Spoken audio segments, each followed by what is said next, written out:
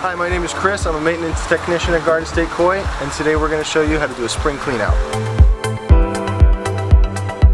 Right now we're draining the pond, and then after it's low enough we're going to do what I like to call a early rinse around the pond to collect all the debris to our nearest low point, and then from there we're going to get it out of the pond, scoop it out, make sure there's none of that left. We're also going to be vacuuming out what you call the biofall filter to get all the built up debris and gunk out of there that's been residing over the winter, and just as well for the skimmer we're going to do the same.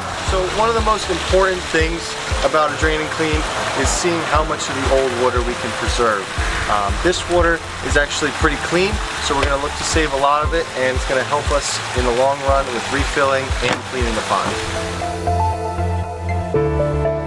So right now what we're doing, we're in the process of catching all the fish from the pond. We like to do 1 or 2 at a time so it doesn't hurt the fish. So Chris is going to be catching them. I'm going to be putting them in the tank here, and the tank has an aeration in it for oxygen.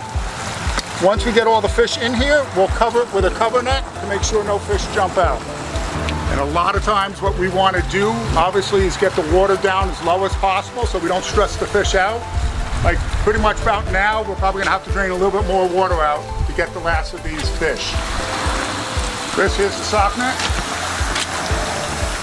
The reason for the sock net, again, on the larger koi, you don't want to hurt them, so we put them in, and we lift the net right up. It's open-ended, they slide right out.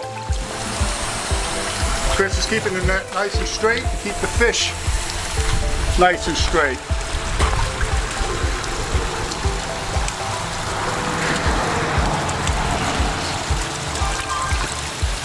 Now that we have all the fish in the tank, we make sure we have an aerator in there for oxygen, and we're going to cover them with a net, because a lot of times when the fish get switched from one area to another, they're nervous, they might want to jump. So we'll always put a net on our tanks to keep the fish from jumping out. But this is also a great time to inspect your fish to see if there's any funguses that you might see right off the, from your eyesight.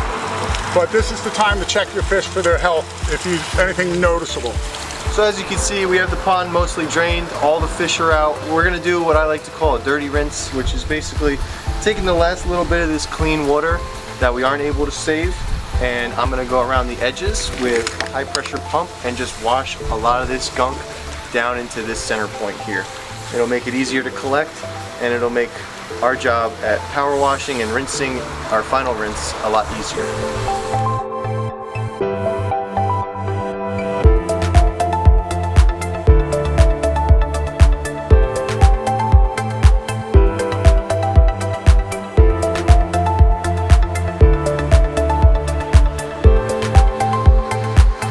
So now that we're done power washing, all that's left to do is one final rinse with some of that water that we had saved from before, and then after that we're going to put the rest of the water that remains back in and top it off with the hose.